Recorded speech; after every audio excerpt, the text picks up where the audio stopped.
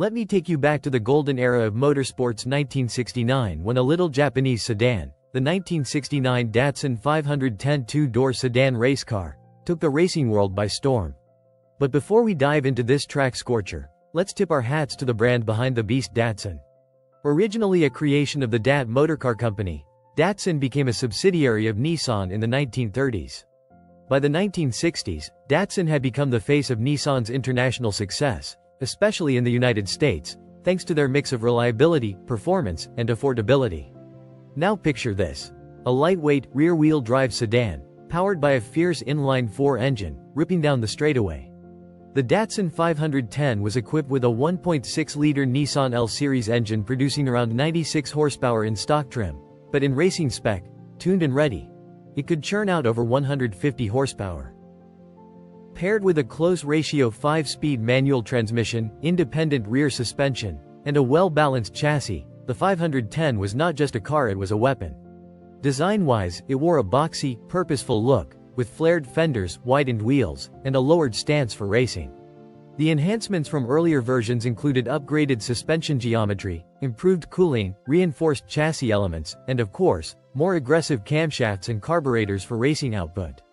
It was a machine refined for the edge of control. The roar of this engine was a mechanical symphony, raw, loud, and thrilling.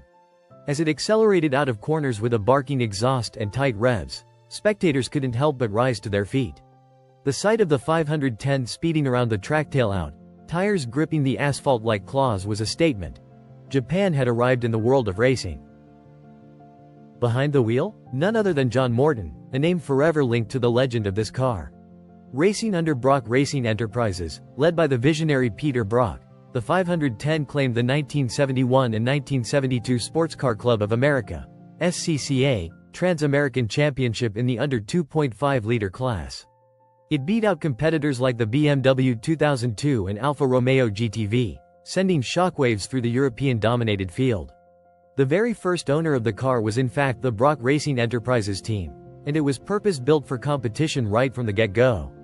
This little giant slayer wasn't just a fluke, it was a game-changer. It made motorsport accessible, proved Japan could build world-class performance cars, and inspired a generation of racers and tuners. Interesting fact, the Datsun 510 earned the nickname, the poor man's BMW, due to its similar driving dynamics at a fraction of the cost. In its racing career, the 510 dominated the SCCA series from 1969 through the early 1970s, and its legacy still races on in vintage competitions and grassroots circuits worldwide. Every time that engine growls and that rear end kicks out through a corner, it tells a story of determination, precision, and rebellion. So next time you see a 1969 Datsun 510 tearing up the track, just remember, you're not looking at a car. You're witnessing a revolution on four wheels.